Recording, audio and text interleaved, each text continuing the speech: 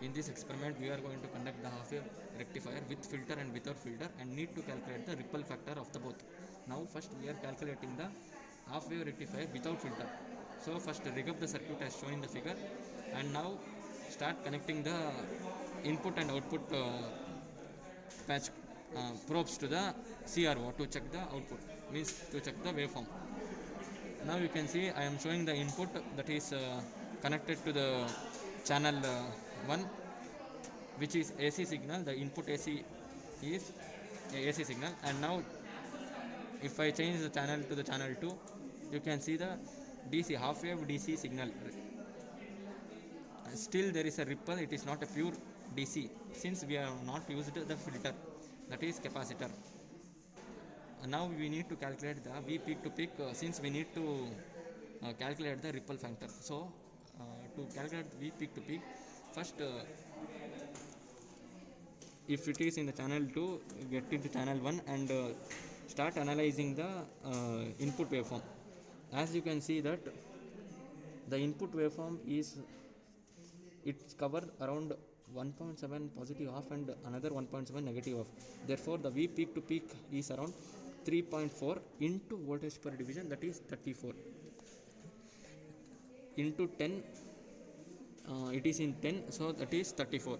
Therefore V peak V in is nothing but 34 volts. Therefore since we need to calculate Vm, V in by 2 is nothing but Vm, so 34 divided by 2 is Vm, that is 17 volts is the Vm.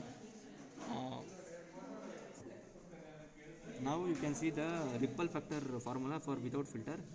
Ripple factor is equal to square root of Vrms by Vdc the whole square minus 1.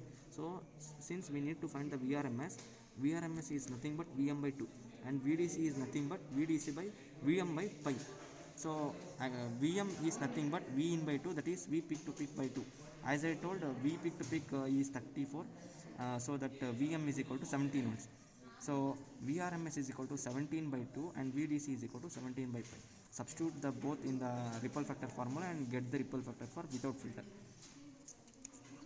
Now you can see that for Vdc 17 divided by pi, which give rises to 5.411.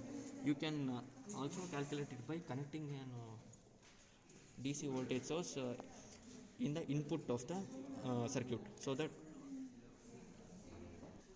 it's not input, it's output across the load. We need to connect the DC voltage voltmeter and you can check the VDC. You can also calculate by formula. Now without filter, let me show you the output waveform.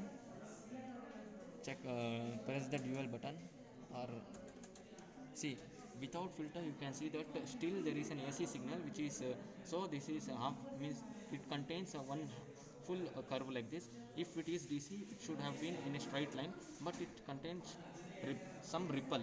So to remove this ripple, we need to connect an AC filter, that is nothing but capacitor. So next we are continuing with the capacitor. Now we have constructed the circuit with filter. Just connect the filter across the load. It acts as a AC filter. Now you can see the output tends to be a straight line, but still there contains some small amount of ripple. To remove this ripple also, we can use the voltage regulators like LM7805 for 5 volts and 7812 for 12 volts, like that.